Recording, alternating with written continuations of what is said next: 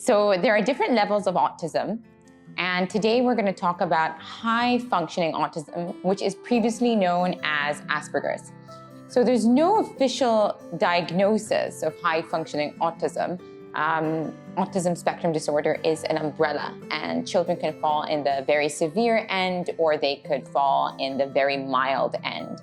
And an individual with high-functioning autism can function very well in society. So they could hold a job, they can have very basic life skills, they could make themselves food, they wouldn't really have a problem with personal hygiene. And if they did have one, it would be minor. The biggest difficulty is really around social interactions, and these children or adults could be labeled as quirky or different. And there are certain behaviors and ways of speaking that they have that could be considered distinct.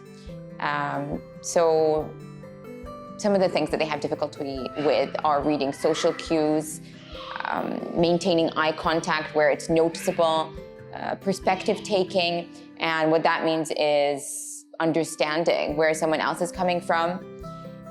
They have different difficulties with social cues. So an example of that is not giving someone enough space, standing too closely or talking too loudly, or monopolizing the conversation and just kind of talking about what they're interested in. And if people aren't too familiar with high-functioning autism, what they might end up doing is pulling away because of that. They also have difficulty with social niceties like small talk, so asking about someone's interests or how was your day, things like that. So the key intervention here would be teaching them social skills. So training them how to recognize these cues and act in an appropriate way. So when social skills is done in a structured manner, it can be very, very effective. Some of the other things that they have trouble with is preoccupation with routine, repetitive behaviors, and that could have a calming effect on them. Or they might have a special interest. And honestly, this could be one of the coolest things about them, because if they love something, they can get into it 100% and know more about it than anyone else.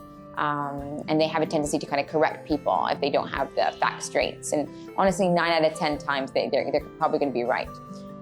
They also have tendencies to have sensory overload. So what that means is they're okay in a regular class, but then they struggle in assembly. Or they could go to a supermarket, but they're uncomfortable in a concert.